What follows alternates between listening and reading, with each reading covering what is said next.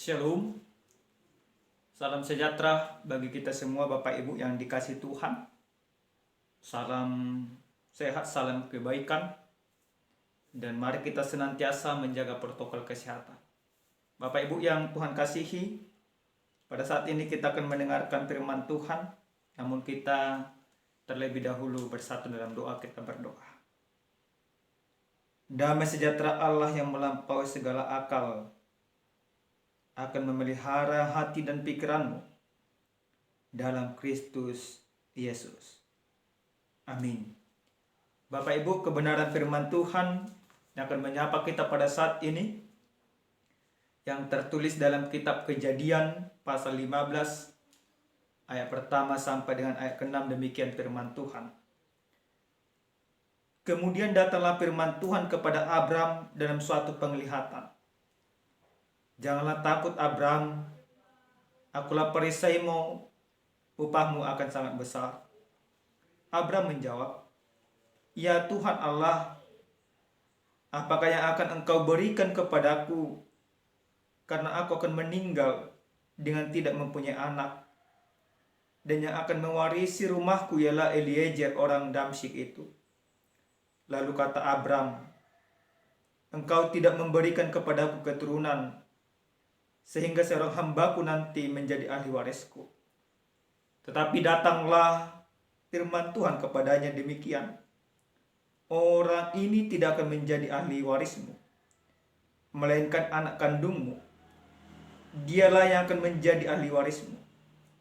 Lalu Tuhan membawa Abram keluar serta berfirman, coba lihat ke langit, itulah bintang-bintang, jika engkau dapat menghitungnya. Maka firman-Nya kepadanya, demikianlah banyaknya nanti keturunanmu. Lalu percayalah Abram kepada Tuhan, maka Tuhan memperhitungkan hal itu kepadanya sebagai kebenaran. Sampai di sana pembacaan kebenaran firman Tuhan. Bapak Ibu yang dikasihi oleh Tuhan kita Yesus Kristus, kita mungkin pernah mendengar istilah orang sabar dikasihi Tuhan. Istilah ini mau menunjukkan bagaimana orang-orang yang penuh dengan kesabaran di dalam kehidupan tentu akan mendapatkan perhatian yang luar biasa daripada Tuhan. Namun kalau istilah ini kita balik, dan ini yang lebih menarik dan yang benar sebenarnya, orang yang dikasihi oleh Tuhan harus sabar. Yang artinya, kalau kita merasakan kasih Tuhan, penyertaan Tuhan, lawatan Tuhan di dalam kehidupan, maka tentu kita menunjukkan penyertaan dan lawatan Tuhan itu penuh dengan kesabaran. Dalam perikop kita yang sampai kepada kita pada saat ini, bagaimana Allah membuat sebuah perjanjian kepada Abraham. Di dalam situasi ketakutan, di dalam situasi kecemasan, di dalam situasi ketidakpastian di dalam kehidupan, Allah berfirman atau berbicara kepada Abram lewat sebuah penglihatan. Allah katakan, janganlah takut Abram, akulah perisaimu, upahmu akan sangat besar. Yang menjadi sebuah pertanyaan, apa sebenarnya yang ditakutkan oleh Abram? Kalau kami melihat dari kebenaran firman Tuhan ini, kalau kita baca dari ayat 14 sampai dengan pasal yang ke-15 ini, ada dua hal ketakutan yang dimiliki oleh Abraham. Yang pertama itu, ketakutan yang dia miliki yaitu bagaimana ketakutan terhadap orang-orang lain. Yaitu bagaimana raja-raja yang dikalahkan dia dalam ayat pasal 14 itu, raja-raja di timur, akan membalaskan sesuatu kepadanya. Itu ketakutan dia. Tetapi ketakutan terbesar yang dimiliki oleh Abram, kalau kita baca firman Tuhan pasal 15 ini, ketakutan dia yaitu ketakutan tidak mempunyai keturunan. Nah, tentu kalau kita melihat pada saat zaman sekarang ini, apa yang dirasakan oleh Abram, tentu kita rasakan. Lebih takutnya orang sebenarnya di dalam kehidupan tidak mempunyai keturunan daripada tidak mempunyai harta dan jabatan. Buat apa harta dan jabatan kalau tidak mempunyai keturunan? Nah, ketakutan yang tidak mempunyai keturunan itulah makanya Abraham sampaikan kepada Tuhan. Di mana ketika dia takut, dia menyampaikan kepada Tuhan. Dia tidak menyampaikan kepada orang lain, tetapi dia menyampaikan ketakutannya itu kepada Tuhan. Dia katakan, "Ya Tuhan Allah, apakah yang kau berikan kepadaku? Karena aku akan meninggal dengan tidak mempunyai anak." Dan dikatakan juga dalam ayat ketiga, "Engkau tidak memberikan kepadaku keturunan, sehingga seorang hambaku nanti menjadi ahli warisku."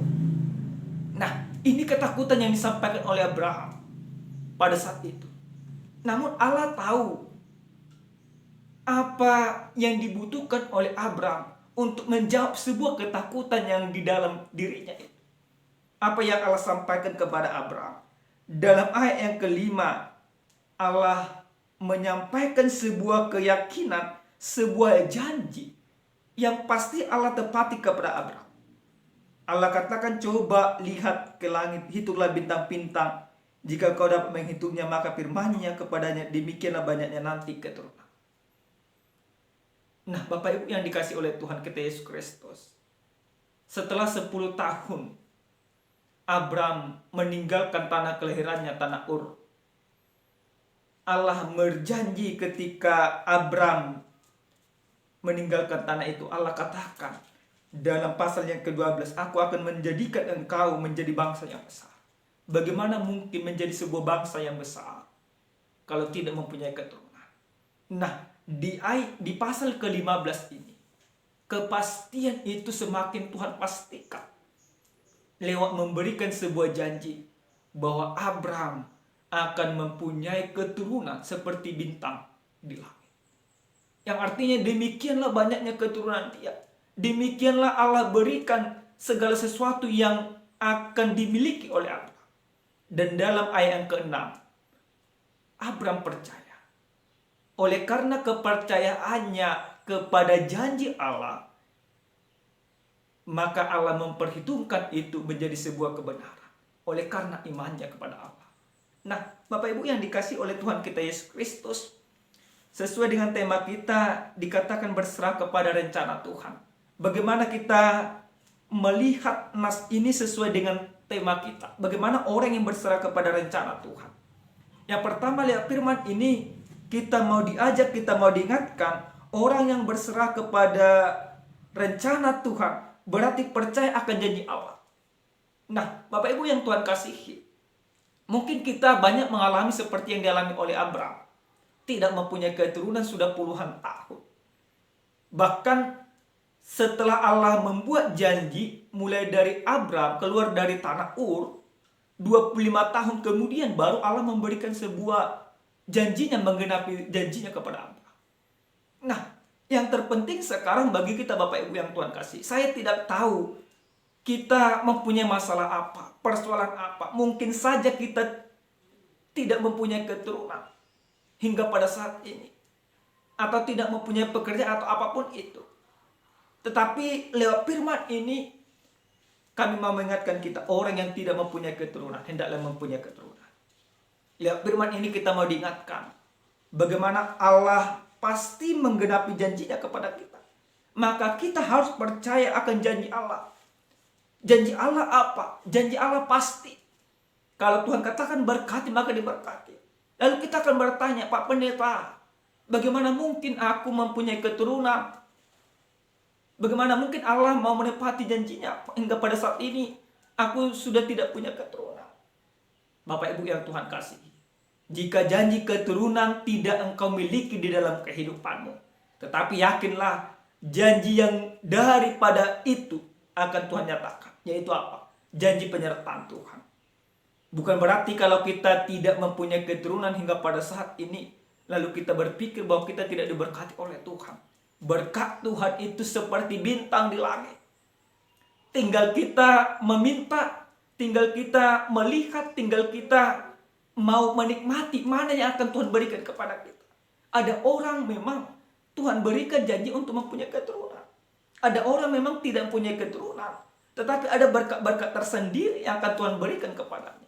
Tetapi yang penting dan yang paling utama dalam kehidupan kita, Yakini dan percaya bahwa janji Tuhan itu pasti kepada kita. Janji Tuhan menyertai kita. Janji Tuhan memampukan kita. Janji Tuhan akan beserta dengan kita. Maka semuanya itu akan Tuhan lakukan. Yang penting adalah kita mau setia kepada janji Tuhan. Yang kedua, Bapak Ibu yang dikasih oleh Tuhan kita Yesus Kristus, lihat firman ini kita mau diingatkan supaya setiap orang yang berserah kepada rencana Tuhan itu tetap setia di dalam iman. Seperti di pendahuluan kami katakan tadi, orang yang dikasihi Tuhan harus sabar, atau orang sabar pasti dikasihi Tuhan. Maka sebuah kesabaran atau sebuah kesetiaan menghasilkan buah yang manis. Abraham di dalam kesetiaannya, ketika dia takut, ketika dia cemas, ketika dia bimbang, dia sampaikan semuanya kepada Tuhan. Dia setia kepada Tuhan. Maka Allah juga menepati apa yang dijanjikannya. Maka kita juga mau belajar, orang yang setia kepada Tuhan itu, yang setia terhadap janji Tuhan, yang berserah kepada rencana Tuhan, dia selalu menanyakan segala sesuatunya kepada Tuhan. Kita melihat Abraham, ketika dia takut, ketika dia bimbang, ketika dia dihadapi kecemasan, dia berseru kepada Tuhan. Maka kita juga harus demikian. Apapun ketakutanmu pada saat ini, apapun kebimbanganmu, apapun yang kau hadapi di dalam kehidupanmu, mari berseru kepada Tuhan, mari berbicara kepada Tuhan. Mari melibatkan Tuhan di dalam kehidupan. Banyak daripada kita, Bapak Ibu, tidak demikian. Tetapi kita harus meneladani bagaimana teladan yang dilakukan oleh Abraham. Allah itu tidak pernah menutup telinganya mendengarkan segala keluhan kita. Allah itu pasti membuka telinganya, membuka tangannya, membuka berkat-berkatnya. Asalkan kita mau berbicara kepadanya, menyampaikan segala sesuatu, kegelisahan hati kita. Sekali lagi Bapak Ibu yang Tuhan kasih, apapun yang engkau rasakan, apapun yang engkau alami pada saat ini, baik itu ketakutan, baik kecemasan, baik itu engkau meminta kepada Tuhan supaya diberikan keturunan, mari tetap berseru dan setia kepada Tuhan. Mungkin engkau tidak mempunyai pekerjaan, mari tetap berseru kepada Tuhan. Tetap percaya bahwa Tuhan menyertai kehidupanmu hingga pada saat ini sampai Maranatha. Asalkan engkau mau setia kepada Tuhan, mau bersabar menantikan cara Tuhan. Jangan buat segala sesuatu itu seperti yang engkau pikirkan, tetapi biarkan yang engkau pikirkan itu seperti yang Tuhan kehendaki. Yang ketiga, Bapak Ibu yang Tuhan kasihi, lihat firman ini kami mau menyapa kita, meyakinkan kita orang yang berserah kepada Allah mempunyai iman yang benar. Seperti yang dikatakan dalam ayat ke-6, dan ini menjadi landasan iman kita. Oleh karena lalu percaya Abraham kepada Tuhan, maka Tuhan memperhitungkan itu menjadi sebuah kebenaran. Yang paling utama itu orang yang berserah kepada Tuhan itu mempunyai kepercayaan yang benar kepada Tuhan. Hanya Tuhan satu-satunya yang dia percaya dalam kehidupannya. Bagaimana orang yang mempercayai hanya Tuhan satu-satunya dalam kehidupannya? Berarti dia tidak mengandalkan tahta, harta, dan jabatan. Dia mengandalkan iman di dalam menjalani kehidupan. Orang yang mengandalkan iman dalam menjalani kehidupan bukan berarti lepas dari masalah. Tetapi ketika dia menghadapi masalah, dia percaya Tuhan nyata, Tuhan membantu dia, Tuhan menopang dia dalam kehidupannya. Dan terakhir sekali Bapak Ibu yang Tuhan kasihi, kami ada punya cerita ilustrasi singkat bagi kita. Pada tanggal 7 Desember tahun 1998,